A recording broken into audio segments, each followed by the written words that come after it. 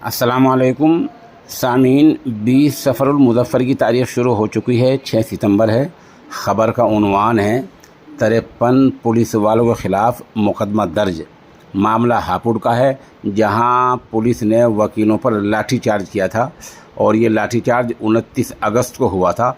उसी लाठीचार्ज के मामले में वहां के सीओ और कई इंस्पेक्टर समेत 53 नामजद और 70-80 नामालूम पुलिस वालों के खिलाफ मुकदमा दर्ज किया गया है।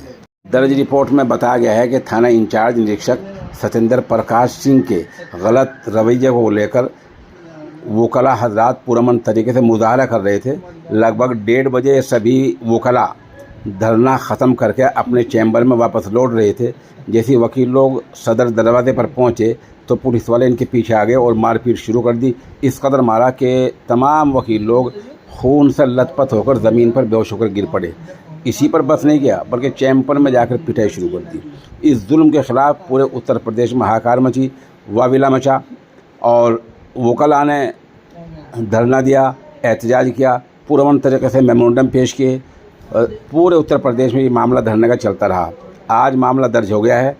लग ऐसा रहा था कि गालिबन कहीं पूरे मुल्क में ये धरना शुरू ना हो जाए। बहरहाल हम वो धाराएँ बता दें जिनके अंतर्गत, जिनके तहत ये मुकदमा दर्ज हुआ है। दफ़ा 147, 323, 504, 506, 308, 354 और 392 के तहत ये मुकदमा दर्ज किया गया है। और इस तरह से हमने बताया 50 नामजद हैं और आगे बाकी जो हैं नामालूम हैं। इन सब के ख़िलाफ़ लाठीचार्ज के इल्ज़ाम में मुकदमा दर्ज हुआ है। अब आगे पुलिस जांच करेगी। अब देखना यह है कि वकीलों का रद्द अमल कल क्या सामना आता है।